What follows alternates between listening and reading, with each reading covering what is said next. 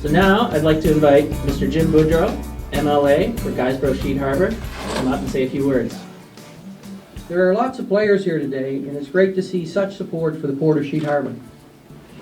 I trust this support will continue into the future so that we may all work together to help improve life in our province.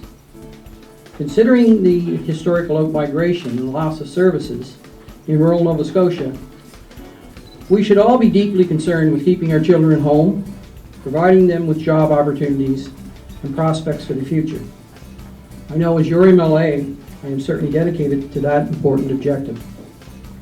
Today's open house is an occasion for us to meet face-to-face with the people from the Halifax Port Authority, who now have the opportunity to work with your community and a provincial government that is dedicated to creating jobs in all regions of Nova Scotia. This event and open house is an opportunity for all of us to gain a better understanding of the plans that will hopefully unfold to position Sheet Harbour as a port of choice and an economic driver for this area. As a federal government, as you know, we have invested a historic $33 billion in shipbuilding. That's an indication of the federal government's understanding and belief in our greatest asset here in Nova Scotia, and that is our access to the ocean. The world's superhighways are now the oceans, to Europe, to places like Turkey, the Middle East. All around the planet, we know that we have the deepest, largest ice-free ports anywhere on the planet. That's our natural asset that we can develop and reach potential here in Sheet Harbour. Our promise to you from the HPA board and on behalf of our organization is that we're here to make this work. We're going to work as hard as it takes to do it.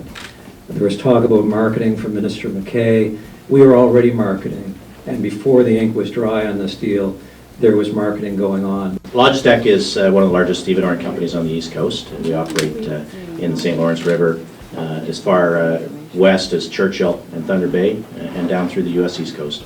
We have over 20 facilities in operation today, and we're just thrilled to be able to take control or have a role here as a stevedore for Sheet Harbour. And we think we're going to be able to bring some value to all the shippers in the neighborhood overseas. We're going to certainly try to leverage our relationships with our shippers, with our customer base, and make this port as profitable and as busy as we can make it. I want to, as president of the Sheet Harbour and Area Chamber of Commerce, I want to acknowledge and thank the Nova Scotia Business Inc. for putting in place a governance committee.